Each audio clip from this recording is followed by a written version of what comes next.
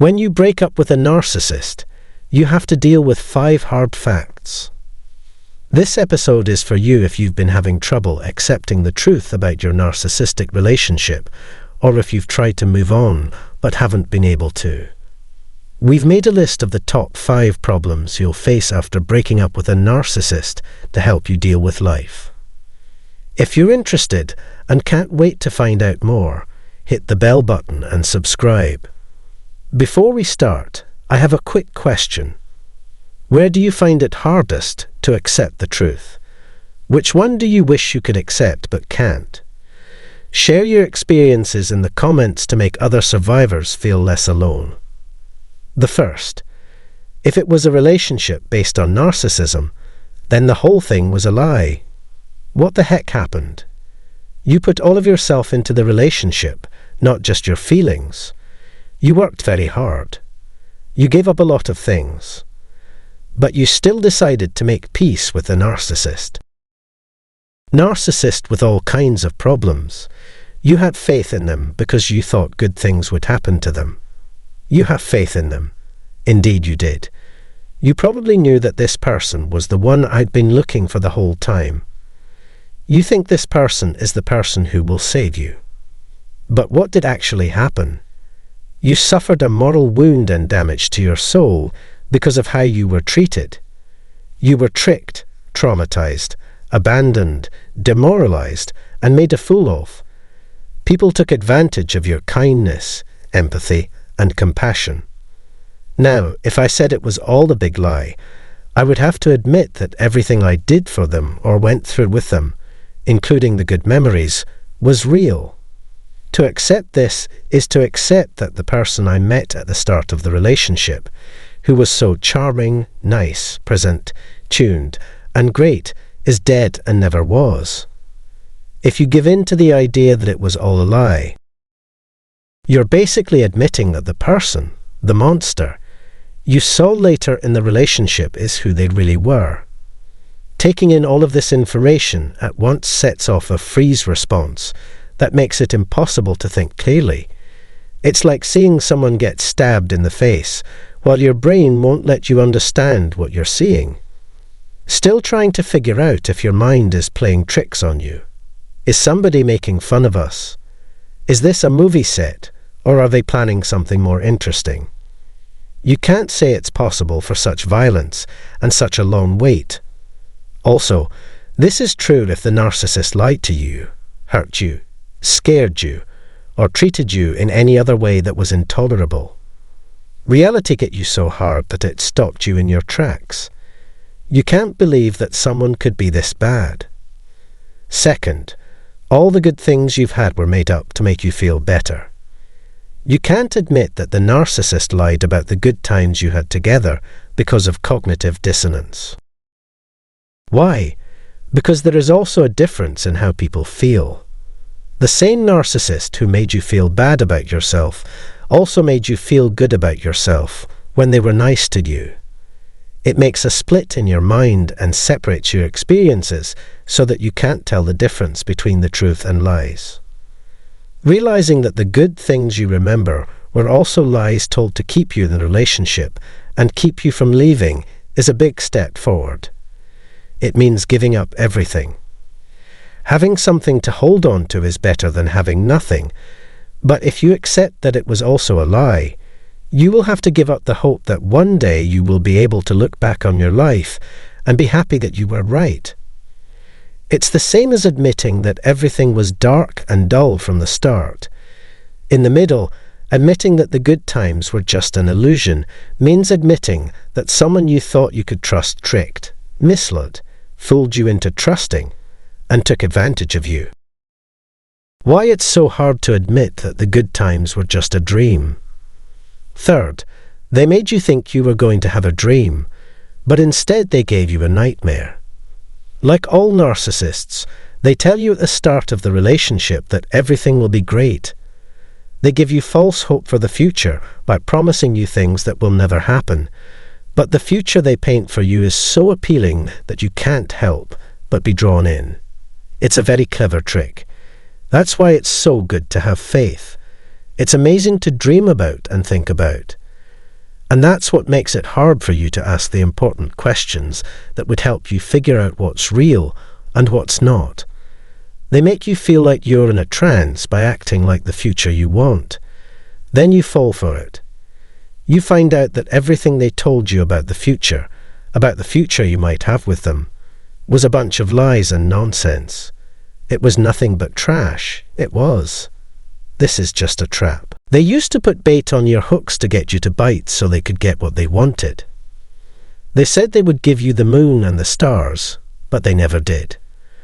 Whether they asked for love, money, or sexual favors, you never gave them what they wanted. Instead, what they sent was a nightmare.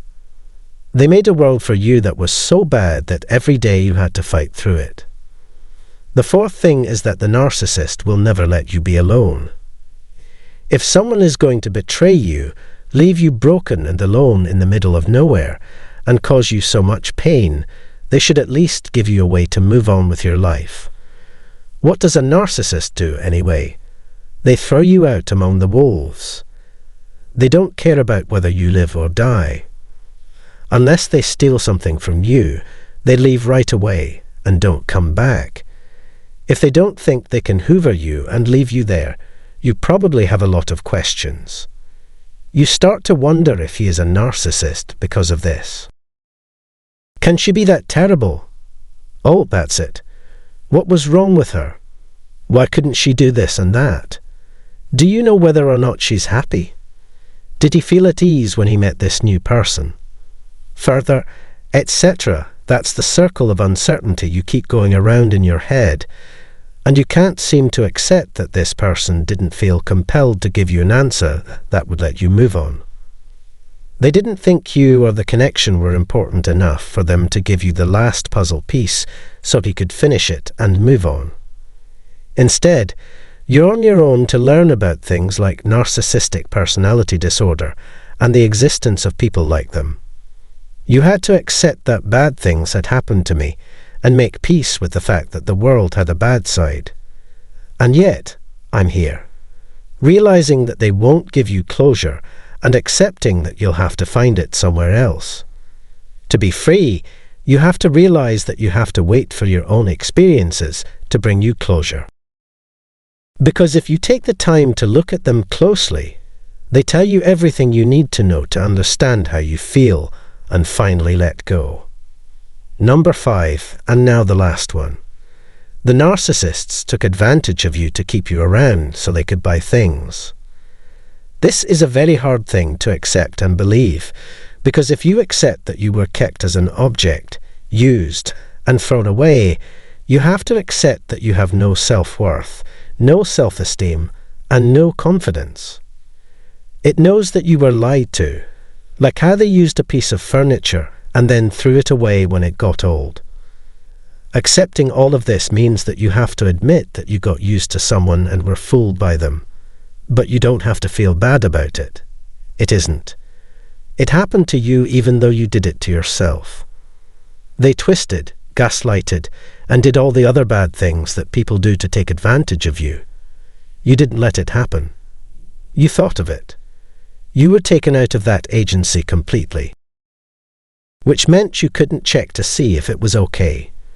You were in a fight, flight, or freeze state, and that's how you stayed in the relationship. You couldn't use the part of your brain that lets you think, so they kept making you suffer. Why? Because they stop your nerves from working. You were shocked, but you kept living from one second to the next. So, realizing that someone sees you as an object is very hard because it makes you feel a lot of guilt. You don't feel good about yourself because you ask things like, how could I let that happen? Why did I let that happen? Why did I allow it to happen? Why wasn't I able to stop them? But you say all of these things. You can ask these questions now because you can get in touch with the agency. You're no longer sick, and you may have a better idea of what's going on, so you can ask these questions now. You did not have those questions. You didn't have the power to ask such questions, so you couldn't. So the key to getting better is to be kind to yourself, accept yourself as you are, and realize that it was a lot more complicated than it looks now. You need to realize that you were used, but you also helped because you wanted to. You did what you thought was right at the time. You did what you do best, which makes you different from what you were with. After leaving the narcissist, it's hard to accept things as they are, but you have to do it if you want to be free. I don't know what else to say in today's video. We'll see each other at the next event. We should keep getting better until then. The conclusion in this video talks about a difficult task that someone who has been in a narcissist relationship faced after breaking up. Firstly, the whole relationship was a lie and the person has to accept that they were tried, traumatic and abandoned. Secondly, all the good memories were fabricated by the narcissist to make the person feel better, and realizing this is a significant step in moving on. Thirdly, the narcissist paints a dream future for the person, which turned out to be a nightmare. Fourthly, narcissists will never let the person be alone and will always try to hoover them back into the relationship. Lastly, the person has to work on healing themselves and understand that the narcissist will never change. Accepting this hard fact can be difficult, a trigger a freeze response, which makes it hard to think clearly. It is challenging to come to terms with the fact that someone you trust and love never really exists and that you were manipulated. However, accepting that truth is crucial in moving on and healing from the trauma caused by the narcissist relationship. Thank you for watching this video. Don't forget to click like, share, and subscribe to the channel. See you in the next video.